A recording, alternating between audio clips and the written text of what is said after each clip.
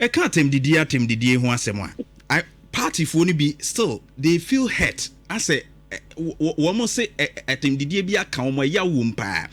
And I was a Kennedy near them, Bambeso Tiwi Kakrana fi and Twasso. My Jimmy and people for Jimmy, me will be stupid people. I don't know why I belong to that political party. My Jimmy and people for Jimmy, me will be stupid people. I don't know why I belong to that political party. My Jimmy and people for Jimmy, me will be stupid people. I don't know why I belong to that political party.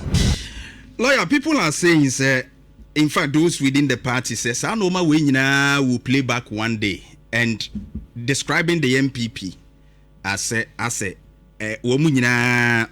those words. If in Kennedy, I know a be hard how better than what me up a power in the minds of it. The bigger problem is not about Kennedy. I know the bigger problem, let's say. Media for when you have the opportunity to address amount for now, you more the full tape will be empty. The full tape was 8 minutes 16 seconds, but they are cut less than 30 seconds. But say be near the Professor Frimpong Boatin, so I can say fake MPP. Actually, but the fake MPP statement no be so much that a general secretary of the party released a statement for his expulsion from the party. Once the statement has come, the end mean can say full minutes will be very much important like that. No, but at the end of the day, would it also be fair to cut a portion of a statement and misconstrue the context? But he said, yeah. If you had remembered, this was a summer. Now, or Safoma for room, Gabi, Bedia Turmo, Asia, Ewa Gabi Fiocodia. Anna, and penny for any party for Chuncomono. Somebody recorded a summer no worker, or Safoma for a record piano. He made comments, now, Akoyese, at the Asantefono, and a Chenfono, air to in terms of supremacy complexity. Actually, the problem is the back and Ghana Hano. I didn't take a say ever to Atlantis and a action for. Over the year before the say opening can come in Canada or you know why we got there? Because somebody in the meeting, MPP ni FR4, a record here, no Potoma, go and this situation of boy. Happening on 1592, who do Sika party, no. Somebody take this malicious defeating and record the party in common and recommend it to me. And my book and mark the tribal conflict between Ashanti and the Chems. The team best party in them to Abano. How will you describe them? But describing them as Nkwasiafo fools, that's another thing. No, but what is your best description of them? We should have praised them. So it is sensible. You see, on my old Gatua Himuno, you know, question of be a dear them to thereby making this civil war about between two tribes. Nobody is questioning that. You see, there is one courageous manner, or no, sorry, I can't say, so the context, if you are listening to the full 8 minutes audio, Kabo who said, and your MPP phone audio matter, Lemon will deal for or hard night. That is very important. Sabi Kennedy, or Nipa, or just trouble for. And indeed, we have never said anywhere that MPP, we want to present a spotless candidate. No, you can't be that. You can't say the candidate and you're a neighbor. Your Bible to be on your bonnet down onto Bombshell Bay.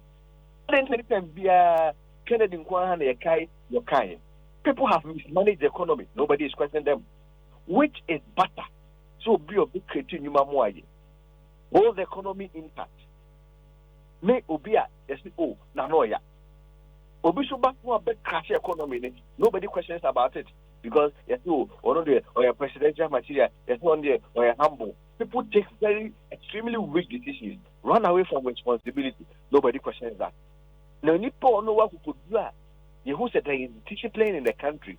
Obeti Master, no. Yes, you know more than any. Kennedy is about for one more contest. You also want to claim your people, the Bian so Mutano. Yan Panama, not China, also join your bonnet, and to was onto water by. But we are saying, you say, In spite of the shortcomings of all of them, Kennedy Agyapong first stands out. I'll bet you might get to me, I'm a party, I can't you, I'm a Ghana for the Right. Enra statement be beto abontin which Kennedy Agyapong Agyapong described Dr. Alhaji Mahmoud Bawumia as a liar, say oye otrofo. Na eba na spark a lot of controversy ewo eye campaign both side. In fact, it be so Fred Kennedy Medra, others are attributing a lot of to him. But what will make Kennedy make such a statement right now? Because he kai sa voice we me pese utie kakra. Pese utie kakra. Why on earth? You are blaming Bawumia. When this interoperability at the Bank of Ghana and the rest, NDC gave a contract for $1.2 billion. And Bawumia did it 4.5 million. Ghanaians, please give me a break here. We've forgotten so soon. We've forgotten so soon. Look, let me show you. Because it's there. Now you don't see the importance of it. But the ideas, the vision of a leader. Kennedy described Dr. Alhaji Mahmoud Bawumia as a visionary leader.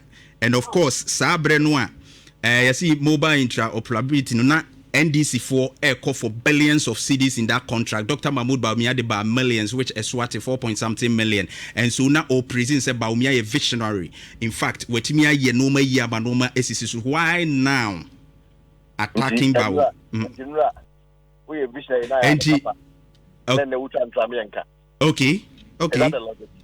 Okay. Now we are the papa. Until now, one year would be in America. Okay. The papa Kennedy no kind of way. Okay. At no Beka will be able. Said those times, in terms of that policy being mentioned, the policy in our best subject matter. If you deliver, why would you like? Said about me or any for. Oh, no, my power. And I know my friend knows the bed, a better. In the Sabreno, oh, yeah, the papa, Obeka. But the name, what is the contest?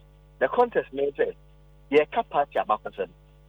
And in the presence of Dr. Bawumia, you have Cameroon to meet distorting facts. That was the Dubai 96 one election because no yard, which is not true. And say, oh, now, Castle Affairs, the crowd won't do that distorting facts and there. And we can pass the away there. What I tell you, I'm when I have a cousin. And you don't correct it. How will you describe this? I would say Dr. Many names of Dr. Dubai. When this is Okabato, Emma, that room would you. You see, MPP Abako Simon. I dare say, the privilege of presidential bid has never been automatic and no reward just for it up. It has always been contingent on performance. And the Empirical Academy said, I'm for the day, a turn to us. Uba, one for vote to be uncatched, the over 2 years one. There is no way to party for no at also. Nipa, Yadina said, opening air from the Dubai. Sabre 92, move the piano money Fikaka. One Rollins in the front by Sabre Soja Bank, one the court contest. One Soja Bank, Sabre transition into Kabaminka Burgo, and move your 2 baby and your 2 ballot box, you trade the 2 you soon, Minimizamokaya. Nabua Soja put in the fat, and the China Becca the way the Unaya. Of the Dubai is only 1.2 million votes. And I represented 30.29%. Rollins issue a police 58.4% of the winning. Winning first, let that Zaduwa vote. And the Rollins vote to move was 1.1 million votes, which was still better than nowadays Dr. Bawumia WC with 1.7 million votes. 96 party for the team of Zaduwa. I don't want to put the before a buy. Now, my catch was say, I'm for and the better and platform. President Kofo, every fact of the Dubai, the votes, from July 1.2, equal 2.83 million. And the or the poor or the 30% in the core, 9%. Just almost 9% ahead account. And no, what did the account only free by a day in a year. And it's made by the year 2000 by the year. There you are the first time. I go the first time credit of a far President Kofo votes. 39.87, at the core 49.13. One of is okay. 1 mil, we need the first round of election. No more here around less than 40,000 votes. Now, what they are crossing to 50 plus 1. And the fourth time. Now, one more and this is focusing to me entire day. And no be what I say, no. Now, I do almost 10% of votes are better home. We need free many day. Any and I feel you never call 2012 and those was saying this vote, you know. And no crowd Osha, that the form of Sana in the pound colony. A moon line and then a yard, and part when we near Bano. I wouldn't say 9 as it. I actually 20cc at nearby a baby. And Osha Tabaco oh, what better a divorce maybe a card your baby or betroy. I go for the party. Wolf officer for the vote to not quite around 6.7 million in terms of the nominal votes. It's a say by 3% nationwide. I go for the northern part of Ghana, but I go for the votes that was more to the compared to Dr. BAWUMIA votes in 2024, 2020 and 2025. I should say by 15%. There may be the rapper where the candidate here was the Dumbo. That panel Dumbo, the Kum, his ancestral constituency, Japa, Dr. BAWUMIA 14%, Mahamania 86%. And when you give us such an abysmal performance, 3,000 Zongo communities, you win only one. 276 constituencies, you lose 199 of them. 7 regions, you couldn't win a single constituency. 345,453 people. What about Betoma in pieces? Close to 90% of the parliamentary candidates a bomb more than a. You don't just go and tell them second chance and people will be continue. Maybe a second chance, no, and no be it will be different because be a second chance. So why not him? That's why I've explained the data. So be aware that the vote in the Academy of Beto. Who do you want to be an Academy of Beto? And to wear a gap for that, up, down here, Dr. BAWUMIA. And you can we hear the data and come up party for it. Now we expose that. Particularly and party for no kind of oh, do what he can and this is one about to the party for one before no yard. Meanwhile, you was contested and had votes and there were declarations on over 700 plus. Nasabra 1,000 plus. How then do you go as a candidate, as a team, and represent the people of Asante? You can be able to verify the fact. Say, whilst you know very well, so the way how do you describe it? And how can a candidate there and Matro will be represented by his team? But leaders around the world, in fact, even in Ghana, have been making some public statements. They don't get the facts right, and the media do fact checks. Why should BAWUMIA's own be a bone of contention now? No, you see, if you make a mistake for the first time, you can be pardoned as a mistake. But if you repeat the mistake consistently for 2, 3, 4, 5 times, and it becomes a position of your campaign team, you cannot call that mistake. It's a very deliberate design. And Ken has to expose them.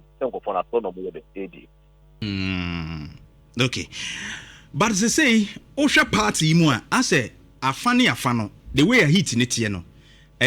Alan and Nanado Campo, I said, the TFS, no. I say, at him the DNA, it's a say, ye de me maya, who ye hono, ado do subebri.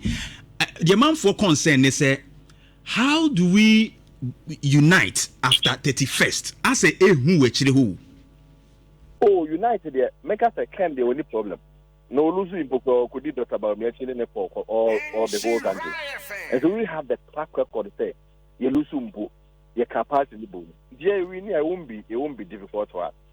Now if you are me, I mean let's be very honest. When any funny fever. No born no more ABD can attempt to get in the area in the child and boy. Have you had any response from us? And that touch here and also claim answer. Won't you mean the president? Nipo no 23. Obi abraba nya bata so nkwala nyina.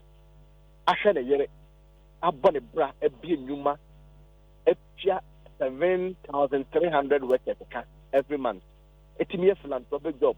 So we see cardiothoracic center, or so we said about hospital about individual. Then if I call him moving in so bit in the movement.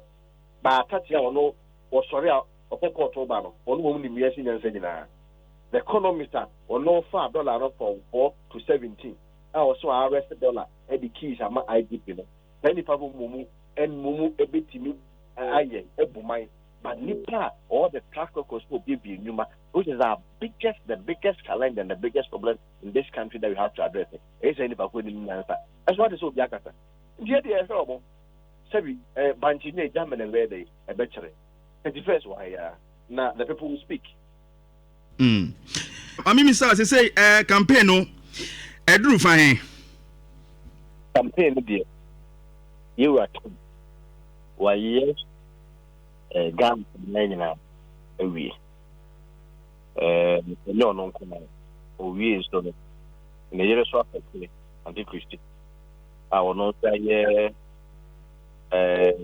situaye amantende dinu no say na ya kan obewie and then what you me no ka me wo kentampo area abele onabo I will not to see and so Vietnam with a team I also have picture and also so far and the year for is here near 11 region I idea need Savannah upper west upper east northern and then northeast now also party based on and so far the offer campaign 3 different campaign groupings and are nationwide with regards to protecting the constituencies.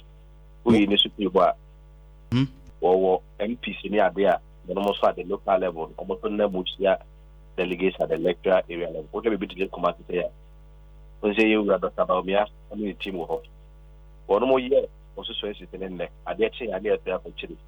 Yes, we have to say. So far, like I say, right. O compared to previous elections, no flag bearer election mu no who say support no echo and anim che kaneno. Oh, previous they said make us can na adofo the na tomano. But in terms of real campaigning to sell your message that the people will buy there, I would say that this is the best campaign ever organized in the history of our country. So far as the political enemies is concerned, with the quite move normal for also some message in na message ben wodinam the message here say one obeti magic to me I'm a part in the year 2028 when you say we have back with me more 92 ba between party be ba unyemfie wote 92 between I don't have from 2024 it could be 2028 in Finland JDC for between I make it strong case that Ghanaians should give them remaining 4 years of no final expense. And they also do not favor us. Who you know favor and then no cut. One more Chief Justice. Electoral Commissioner Mama, the Kata could take you for the bed, the Kata could take you for. And Tiaba, you could say, yeah, no matter now, yeah, more I'm to Tiana, and Kui, and my free and fair Leshama. Now the court is important. Obokoro team up opinion. Or no what condition was all the China day. Yadi will be okay be amount. So some of the kinds of lessons I won at the polling station. Or what? The lessons I won at the polling station. Yeah, the people can't say more in a day. Any me now pump on honestly. In now pump on honestly 2020 about one better. And here could draw. You hear me a thing. You hear me myself. Sibedia could be fatana kono enyem kwankwa ni ate ti hia ken akoko drone wo di MPP atafo na nim e de to sa asa ye ne party ko na dwe ho sa o ma hu se be bia edu no di hia sa dem na e de anim na o kan me masem ya wo kan bebre fin se ken eba sabe yen kan se kiti sem ene yemfa mrantie enkoye kekekeke ewo baabia ken manfo susu se na komenti otaya obetumi ayesa ade ne ewo eyade manfo susu fa ne wona woka se ɛyɛ mmɛma sɛm na beduru so saa abrɛ no deɛ na we expecting sɛ deɛ ne nan na mu no asa na bɛyɛ tax ne ade bɛba mu ni no ma Inia constitution na yɛso amamra no ɛhyɛ yɛ say we should protect the rights of citizens. And the rights of citizens include the right to vote. And when somebody exercises his franchise, constitution, and Johnny is protect us. How you do it, provided say a family it doesn't matter. Yanti Krumuha and your trouble year. You could make yearly concession less than 15 hours your trauma. In your union, a collating centers, a quartet a collation, pinches and album, edit to the electoral commission and penny also, a metro man for papa money to a declare it's a mom. The real court legit moves on a day, am I? Then can't see a political pattern. But what we are saying is that if you protect the voice of the people, you will protect the will of the people. There will be a between fire. And I know the running theater. We are not some quantity. I get to trust them. Ntimu de mema beko. Yeah, the day, and ya come up for any you could go home and never come up protect your voice. And make sure, say, dear Ghana for a 2 year, and only a back. We need to pay you much. We need to be a body in Kenya, everybody people. And then yesterday, your cast is for party. Coordination of Ghana, parliamentary, we need a single policy. Would you check the data? 2.1 million amethyst, 350 at all, blouse and skirt. Blouse and skirt in the day. One more to my parliamentary, one we no more to PI presidential.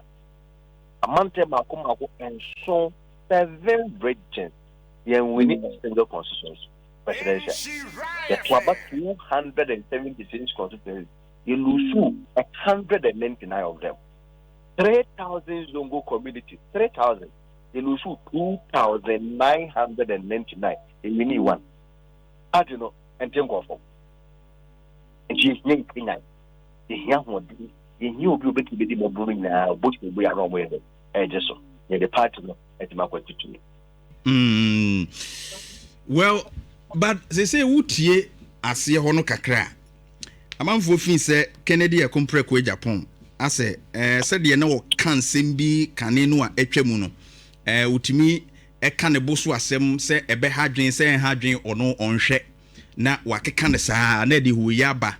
In fact, what ya Christopher de ya okokan asofo bi hu nsem emebe ye hu asase wo tan Christopher Ghana enuachi emma ni bi wo kro no munya asem a utimi twabo wo mu wo TV so Kennedy akompre ko Agyapong no ankasa aka se sebe mampani di oye interview mbisa ne direct se ope mampani so opeso odi mampani osi dabi ono obe ni business ni ade enti amanfo fin se ase ade no eninimu dada ba mi se ase de sofuma mi bi ase mo se sofuma mi na beto mi kwam enti ase ade na beto ho nti ese wotimi wura mu bi sa na manfo susu se akoye ana no context is very important. Context is very important. It depends on Komokra, and may be said, but it's also not the more reason why will be our own penny. They say, well, who the agencies that pay the pay. It means you won't normal say. On one funny one, you more better. On one, one party, no, at the Kofoma study, and then CPP maybe they did not so day, a coil. I feel okay, I said, who said, yes, would be attempt, would be party for attempt, would be one attempt. Again, said the music kind context is also very important. Can any party for attempt? Can a very passionate about doing the right thing at the right time. And so when the right things are not done at the right time, that is where it's let up. I am out instance. Party for Akusia to Chunkobo with senior members of the party. No be a reporter and they are comma a pro NDT station. That is where he describes that in quote MPP for him. The context was not the MPP community, but one more day or more yes.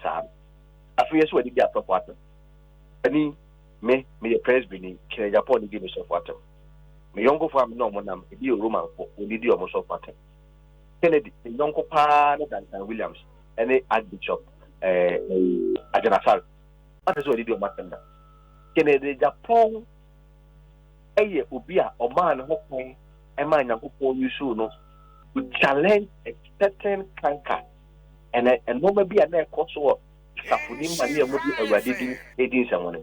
In the advent, Kennedy, a bois or Nipa, we had Talatan, and so Uncle Four, or nobody Yamia Kata or Benim, a percent, or Budi Pastor, okay, the Passabre. They were destroying homes. Those were the people that can challenge. Who probably be so part of it. Yan or say, the Kennedy you are. And okra or the about Amoka, Nigeria.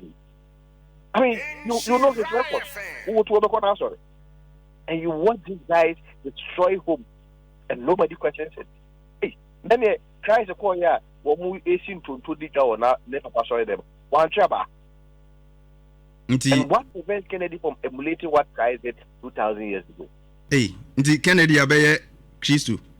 Oh, said he's so many things that would decrease an amount.